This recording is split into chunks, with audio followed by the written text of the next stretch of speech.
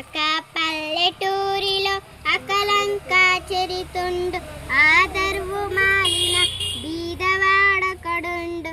కట్టెలతో వాడు పొట్ట నింపుకొనుచు సత్యవ్రతంబుతో నిత్యంబు జీవించు.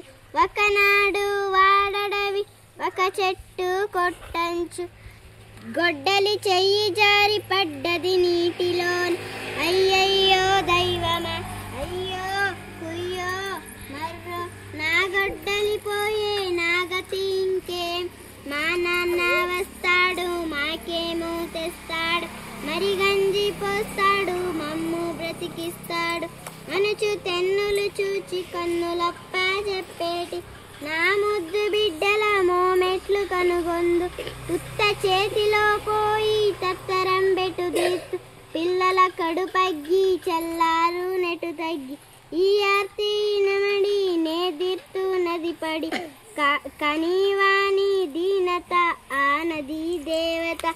చెన్నారు కరుణతో అన్నయ్య అని పిలిచి రంగారు వన్నెల బంగారు గొడ్డలి చూపి నీదేమా చూడమాయన్ని. పల్లె మిరుమిట్లు గొలుపంచు మెరిసేటి గొడ్డలి తిలకించి ఎతడైన తల చేతులాడించి, అది నాది కాదమ్మా, అది నాది కాదు, నాది కానిది నేను మది కోరుకోనోయం.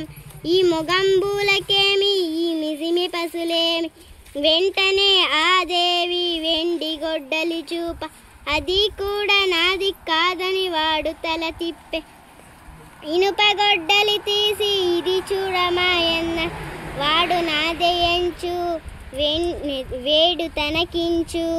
వాని సత్యానికి వాని ధర్మానికి వాని నిరాశకు ఆ దేవి కరుణించి బంగారు గొడ్డలి వెండి గొడ్డలి బహుమతిగా నిచ్చి పంపించి దీవించి.